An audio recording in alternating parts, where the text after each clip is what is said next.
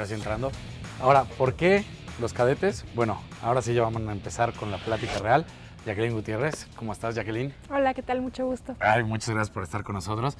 Oye, Jacqueline, pues primero y antes que nada para la gente que llega y dice, ¿por qué cadetes? Pues, ¿por qué cadetes aquí en el Museo Nacional de Historia? Que es la forma correcta, ¿no? Exacto, nuestro nombre oficial es el Museo Nacional de Historia.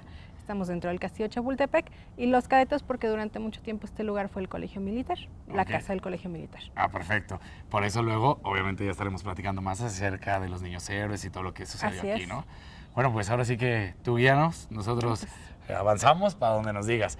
Aquí me imagino que era pues esta placita donde llegaban, se formaban todos los cadetes, donde pasaba todo esto, ¿no? Sí, bueno, esta es la explanada principal, y bueno, de fondo tenemos las dos áreas del castillo en la que está dividido actualmente. Sí. Esta parte, la primera que nos recibe, es lo que era el antiguo colegio militar. Aquí estaban pues obviamente las habitaciones, aquí era donde los cadetes estudiaban, comían, bueno, realizaban sus ejercicios obviamente. En la parte del fondo está lo que es el Museo de Sitio de Alcázar, que durante mucho tiempo sirvió como residencia tanto imperial como presidencial, ya con los gobiernos revolucionarios, y pues básicamente son las dos áreas en las que se divide el museo. ¿Cuándo se edificó el Castillo de Chapultepec? La edificación comienza en 1785 con un virrey llamado Bernardo de Gálvez. Él decide poner aquí su casa de descanso, sin embargo muere y bueno, la construcción queda inconclusa.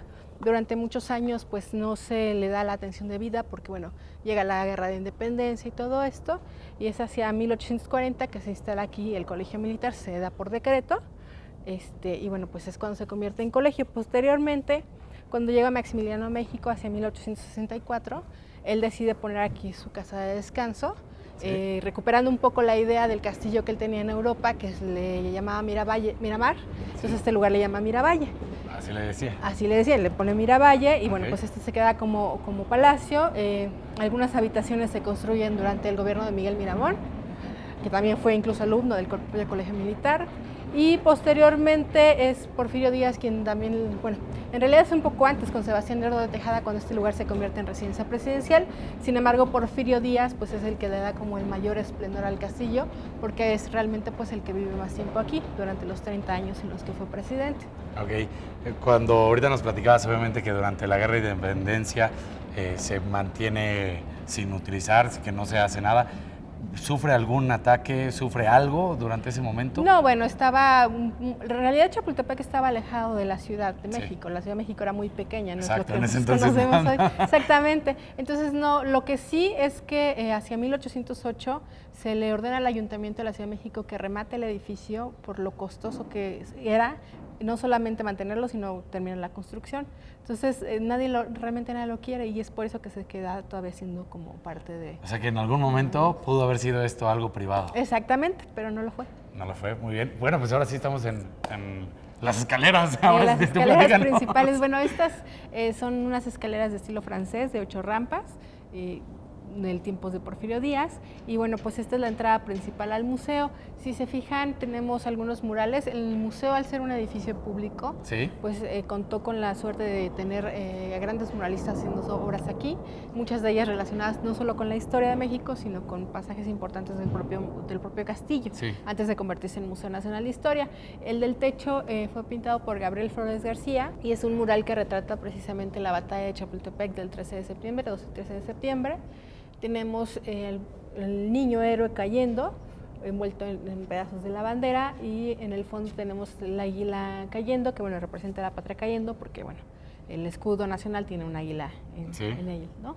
Alrededor hay algunos edificios que bueno, tienen que ver con esta invasión norteamericana, como el San Juan de Ulúa, Churubusco, el propio castillo de Chapultepec. Ok. Bueno, pues digo, la historia que todo el mundo sabe, ¿no? Juan Escutia que se envuelve en la bandera y que se avienta la historia romántica, sí, ¿no? Sí, lo que ha pasado a la historia. Exactamente, que pues muchos dicen que cuál se envolvió, que estaba cayendo y se agarró, ¿no? Sí, bueno, en realidad nosotros tenemos, nuestras fuentes historiográficas nos dicen que, bueno, sí, este lugar al ser castillo, bueno, perdón, al ser el colegio militar, sí, pues obviamente muchos de los cadetes se quedan ese día a defender el lugar, porque obviamente pues era un bastión importante para que los norteamericanos pudieran avanzar a la Ciudad de México. Lo que sí sabemos con certeza es que hubo 50 de esos cadetes que fueron ya sea heridos, 6 de ellos fueron muertos, o prisioneros, tomados prisioneros por los norteamericanos durante la batalla. Que es importante recalcar eso, ¿no? Porque al final del día a veces lo estamos platicando cuando niños y esta parte romántica viene la situación de que pues eran 6 nada más, se quedaron ellos 6 y no había ningún otro cadete, todos se fueron y ellos se quedaron como por regaño prácticamente, ¿no? Exacto, sí, no, eran alrededor de 54, aunque en realidad se supone que ellos se quedan por voluntad propia. Cuando se sabe que los norteamericanos ya vienen, ellos se les da la opción de abandonar el lugar y nada más que se quedará pues aquellos que formaban parte de las fuerzas que defendían a México, ¿no? ¿Cómo se llamaba el batallón al que San ellos... Blas. San Blas. No, pero ellos no pertenecían. El batallón en realidad es uno de los tantos batallones, uno de las tantas fuerzas que viene a ayudar, ¿no? Contra los norteamericanos. Ellos eran pues estudiantes del propio colegio. Perfecto. Oye, los candelabros, los candiles siguen siendo... Muchas cosas son de tiempos de Porfirio Díaz, aunque en realidad las cosas más pequeñas, digámoslo así, es difícil saber de qué época son, Sí. porque obviamente como cualquier casa, pues este lugar fue modificado de manera constante, ¿no? Claro. Sí, no, y bueno, además hay que decir que este lugar, el castillo, ya tiene 69 años de ser Museo Nacional de Historia, ¿no? Que es también importante señalarlo porque hay mucha gente que a lo mejor no sabe o no conoce este espacio como un castillo. Este en realidad es un museo. Sí, ya no y tiene hoy, nada. Sí, no, ya hoy opera como museo. Que nada más para de repente algunas cenas de gala o situaciones así, pero... Bueno, en realidad el museo se utiliza para actos cívicos relevantes que tienen mucho que ver cuando se reciben mandatarios de otros países, por haber sido este lugar de casa presidencial, ¿no? Pero bien fuera en realidad además hacemos actividades culturales sobre todo. Tenemos conciertos los fines de semana que son gratuitos para el público. Una actividad que a lo mejor a ustedes les puede interesar mucho que se llama Actividades Exploradores de Chapultepec, que los sábados uno de nuestros guías los lleva a la gente alrededor del cerro para que conozcan la riqueza natural y arqueológica del propio Chapultepec, pues eso... que es el lugar donde estamos enclavados. Son actividades gratuitas, entonces nada más tienen que venir un poquito antes de las 10 o las 12 horas los sábados, hay 2 o 3 sábados al mes, y con eso pues pueden ingresar. Pues ahí está la invitación y excelente. Estamos adentro del castillo de una de las salas, ¿no? No sé qué habrá sido aquí antes, ¿se sabe?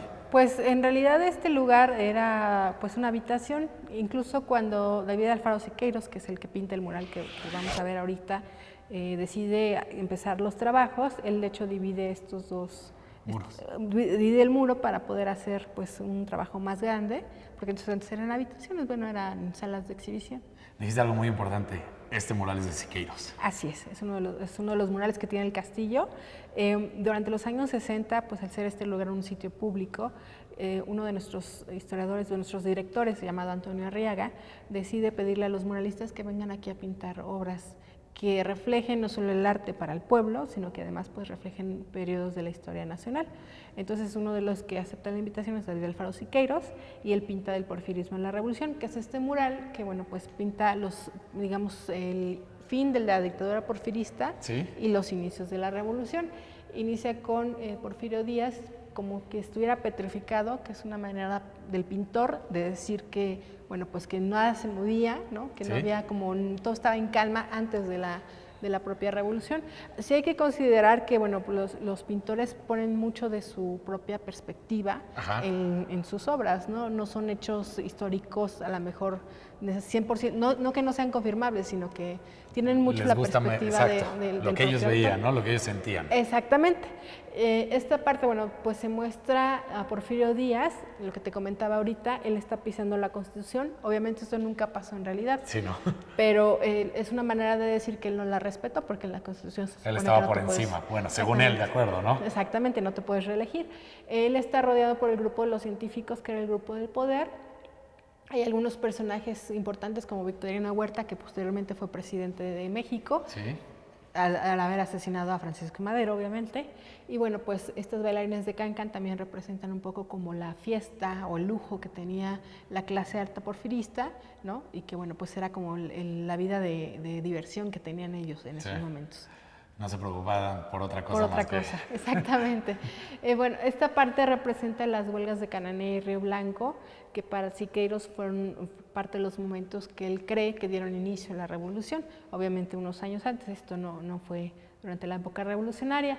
Está William C. Greene, que era el administrador de una de las compañías norteamericanas mineras en el norte. Ajá. Y bueno, pues los mineros en ese momento ellos se levantan al pedir condiciones más justas de trabajo, de salario, pero son reprimidos de manera muy violenta. Son reprimidos tanto por los rurales del norte del país como parte del ejército norteamericano, que es llamado por los propios gobernantes mexicanos para que los ayuden a reprimir esta revuelta. Hubo mucha gente muerta, como pueden ustedes ver ahí, y bueno, pues fue para Siqueiros uno de los momentos que inicia la revolución, o que da semilla, ¿no?, a la revolución. Okay. Esta parte representa pues el fundamento ideológico del movimiento. Muchos de ellos eran marxistas, comunistas. Entonces sí, tenemos a Marx, Lenin, Bakunin. Por allá está pues algunos de los mexicanos que participan en ese momento, como los hermanos Flores Magón. Y bueno, pues esta es básicamente la parte intelectual del movimiento, por decirlo de alguna manera. Creo que también súper representado por el libro rojo. El libro rojo, exactamente, ¿no?, porque eran comunistas. Exacto. Y finalmente pues tenemos la guerra en sí. Al frente están un soldado que representa cada una de las tres facciones del movimiento más importantes: zapatistas, carrancistas y villistas. En la parte de atrás tenemos algunos de los líderes del movimiento. Ahí podemos reconocer, por ejemplo, a Emiliano Zapata, está Pancho Villa, Francisco I. Madero, Venustiano Carranza, Otilio Montaño, Eufemio Zapata, y todos, pues obviamente la gente que estuvo participando en el propio movimiento. Y bueno, pues básicamente esto es la guerra en sí. Sí, ya, ahora sí. Y bueno, finalmente pues pasamos a la otra parte del mural, en donde podemos ver a un jinete parando al caballo de manera muy brusca. Ajá. Esto se supone que simboliza cómo la revolución era pues una fuerza que venía avanzando, de repente los propios intereses la paran, ¿no? Y no llega para Siqueiros nuevamente a concretar lo que la revolución buscaba, que era igualdad para todos. Y bueno, pues es un poco como la idea, ¿no?, del caballo parando de manera muy brusca. Ajá, la manera fuerte, ¿no? Exactamente. Decir alto, o sea, de veras un alto. Exacto. Y finalmente pues tenemos a los muertos de la revolución.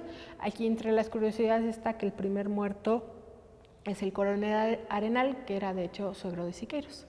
Ok. Y digo, ya igual y eso ya es la interpretación de cada uno, pero también pues ya los colores, ¿no? El porvenir, el sol, la calidez. Exactamente, sí, como un poco hacia el horizonte, ¿no? Exactamente. ¿Cuánto tiempo le tomó a Siqueiros? Fueron más o menos 6 años de pintarlo, sobre todo porque él estuvo preso durante el tiempo en el que se le encarga este trabajo. Está preso por sedición, entonces obviamente no se continúa de manera constante la realización del mural, y bueno, porque además pues obviamente tomó tiempo dividir el muro y bueno, toda la investigación que él realiza para poder hacer este trabajo. Ok, perfecto. Pues ahora sí, pues adelante. Pues vamos a continuar. Oye, pues me llamó la atención y fue importante esa parte de que Siqueiros estuvo preso, ¿no? Sí. Y aún así no se toca, no se hace absolutamente nada. Se permite que esto... Bueno, lo curioso es que todos estos murales los pagaba el gobierno mexicano, ¿no? Entonces es quien lo apresa. Pero bueno, pues son esas cosas como curiosas. Exacto. Que pasan, sí.